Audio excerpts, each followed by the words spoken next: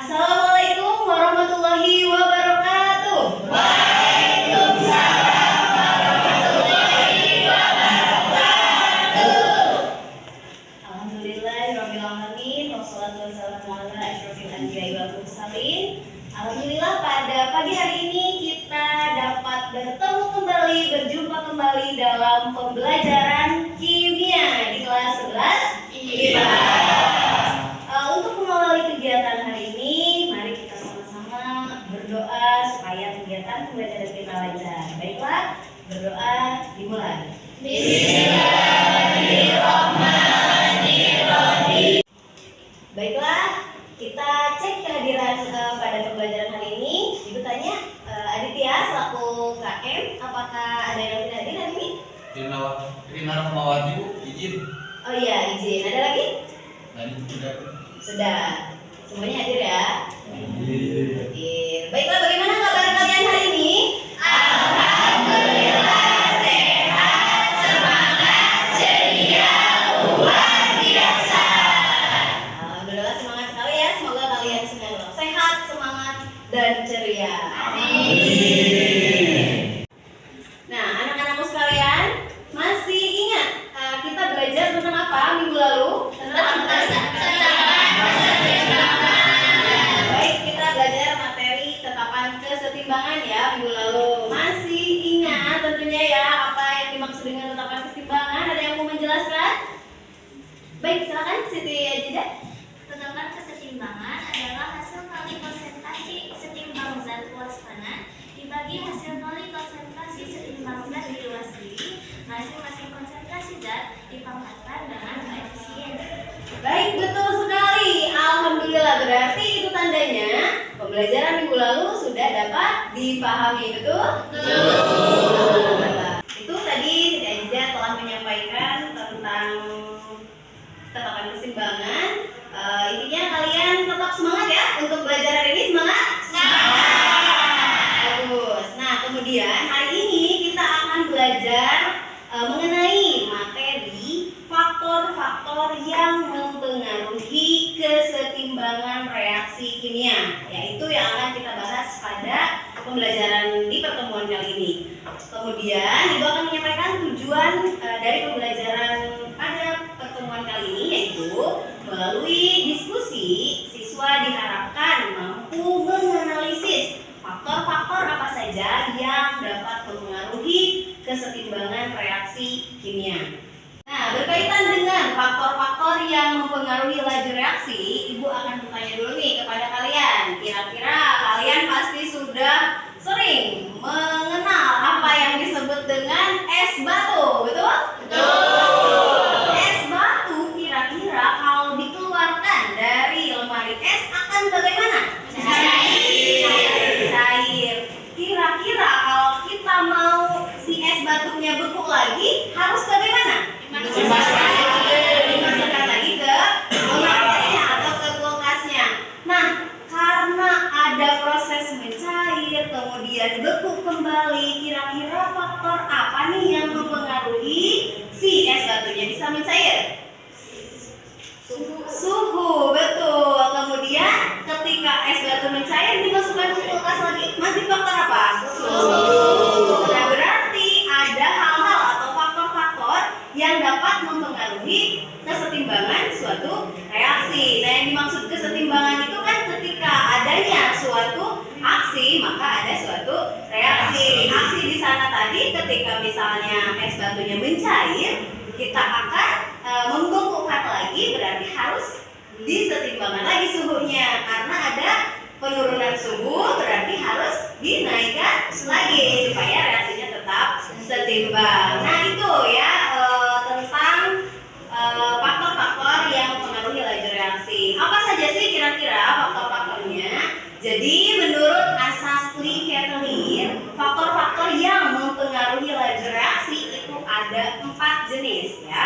Yang pertama itu ada konsentrasi, yang kedua ada volume, selanjutnya yang ketiga ada tekanan, dan yang keempat ada suhu. Nah, konsentrasi itu apa? Konsentrasi itu jumlah partikel dari suatu zat yang bereaksi. Kemudian volume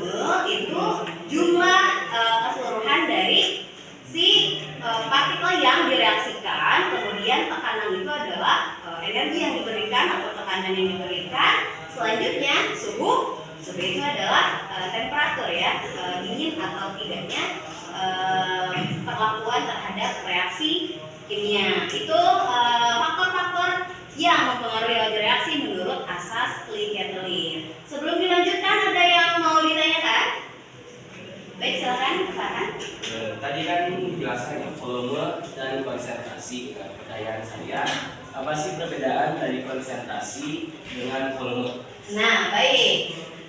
Jadi konsentrasi dengan volume itu kan sekilas sama ya, sama jumlah ya, sama saja jumlah. Tapi jumlah apa yang berbeda? Kalau volume itu adalah jumlah keseluruhan dari reaksi yang berjalan. Jadi reaksi kimia yang berjalan ketika diberi perlakuan volume itu akan diterima perlakuan terhadap keseluruhan reaksinya. Sedangkan untuk konsentrasi itu adalah jumlah partikel dari bagian-bagian antara reaksinya. Bisa dari reaktannya saja, bisa dari produknya saja, begitu. Ketika misalnya dilakukan penambahan volume, berarti itu berlaku untuk keseluruhan reaksi. Sedangkan ketika ditambahkan konsentrasi, nah ini konsentrasi apa yang ditambahkan? Misalnya ketika kita mereaksikan NaCl, kemudian menghasilkan natrium klorida. Ketika ditambahkan konsentrasi Na, nah itu hanya berlaku untuk konsentrasi Na-nya saja. Sedangkan yang lainnya tidak mendapatkan perlakuan yang sama. Berbeda dengan volume, kalau ditambahkan volume ke dalam reaksi NaCl, berarti keseluruhan reaksinya baik reaktan maupun produk itu akan menerima perlakuan dari penambahan volume. Begitu, dapat dipahami? Selanjutnya ibu akan membentuk kelompok ya. Jadi nanti kalian dibagi kelompok, kemudian masing-masing kelompok nanti akan ibu berikan LKPD. Selanjutnya kalian berdiskusi tentang faktor-faktor yang mempengaruhi laju reaksi. Kemudian nanti kalian ikuti instruksi yang ada di LKPD ini. Kemudian setelah selesai kalian bisa mempresentasikan hasil diskusi kalian. Baik, sekarang kita bagi kelompoknya. Jadi nanti kita akan buat beberapa kelompok. Anak-anak sudah pada kelompoknya masing-masing? Sudah. Kelompok 1 ini. Kelompok 2 ini. Kelompok 3 ini. Kelompok 4 ini. Oke, siap. Ibu akan mulai membagikan LKPD-nya. Kemudian masing-masing kelompok sudah ada pegang HP ya? Iya. Ibu akan bagikan video. Kemudian nanti kalian amati dan kerjakan sesuai dengan instruksi dari LKPD ini. Siap ya? Iya. Baiklah, ini untuk kelompok 1.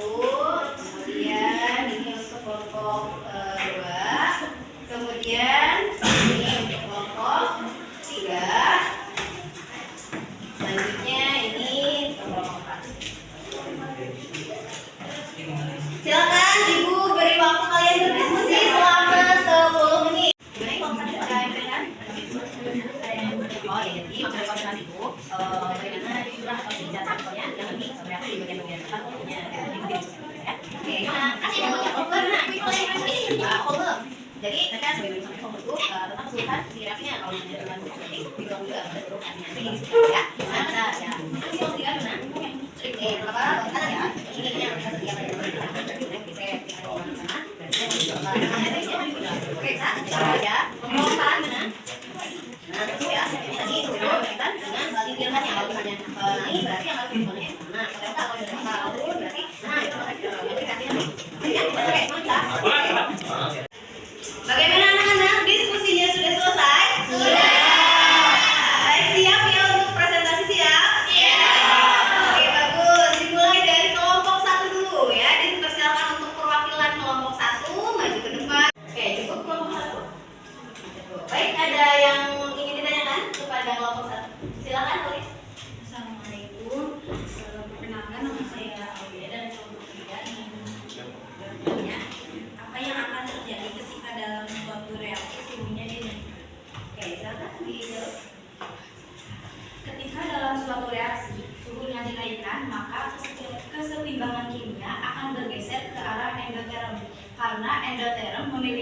serta H positif. Nah, gitu. Apakah ada sanggahan kelompok 3? Cukup. Dapat diterima? Baik, silakan kelompok 1.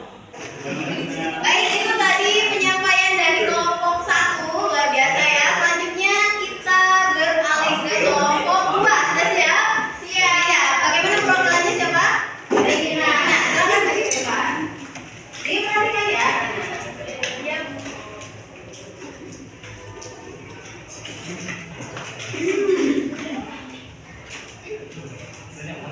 Assalamualaikum warahmatullahi wabarakatuh.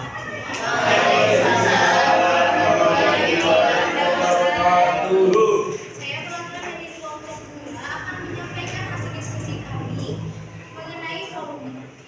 Nah, jika volume diperbesar, maka kesetimbangan akan bergeser ke arah reaksi yang molekul volume terbanyak. Dan jika volume diperkecil, maka kesetimbangan akan bergeser pula ke arah reaksi yang jumlah molekul terkecil. Terima kasih. Assalamualaikum warahmatullahi wabarakatuh.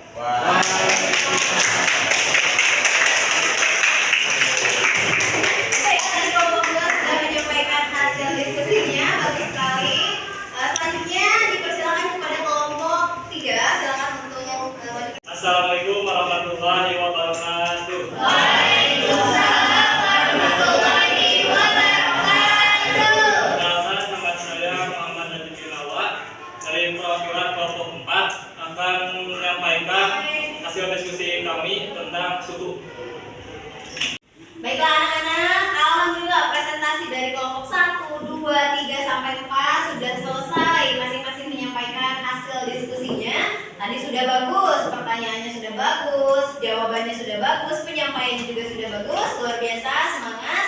Di sini kita akan review ya. Jadi tadi kelompok 1 itu menyampaikan diskusinya tentang konsentrasi. Jadi ketika konsentrasi dalam suatu reaksi kimia itu dinaikkan, maka kesetimbangan akan bergeser ke arah yang ditambahkan. Kemudian ketika konsentrasinya diturunkan, maka kesetimbangan akan bergeser ke arah yang kekurangan. Itu jadi akan selalu mencari kesetimbangannya begitu ya. Selanjutnya tadi kelompok 2 menyampaikan materinya tentang volume. Tadi ketika volumenya dinaikkan, maka akan bergeser ke arah yang paling banyak koefisiennya. Kemudian ketika volume diturunkan, maka kesetimbangan akan bergeser ke arah koefisien yang paling kecil. Gitu ya. Selanjutnya dari kelompok 3 menyampaikan tentang tekanan. Nah, jadi tekanan ini selalu berbanding terbalik dengan volume. Kalau tadi volume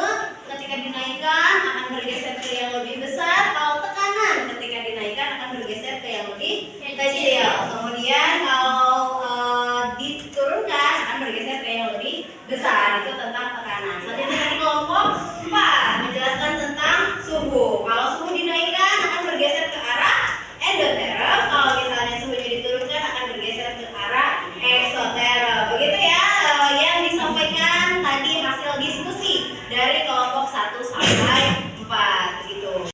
Baiklah, sekarang kita lanjut ke evaluasi ya. Jadi kalian Ibu berikan soal, nanti kalian kerjakan, Ibu beri waktu selama 5 menit ya. Ibu akan bagikan untuk soalnya.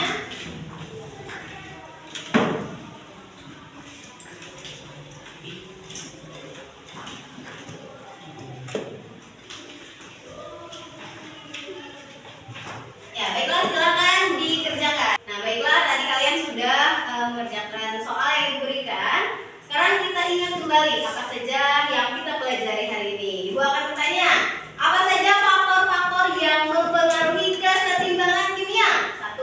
Konsentrasi. 2. Volume. 3. Tekanan.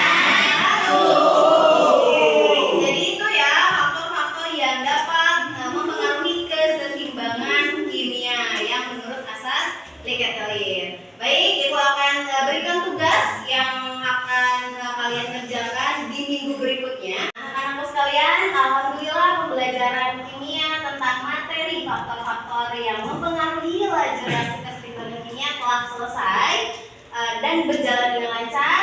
Mari kita sama-sama tutup kegiatan pembelajaran hari ini dengan kita bersama-sama membaca Alhamdulillah bersama.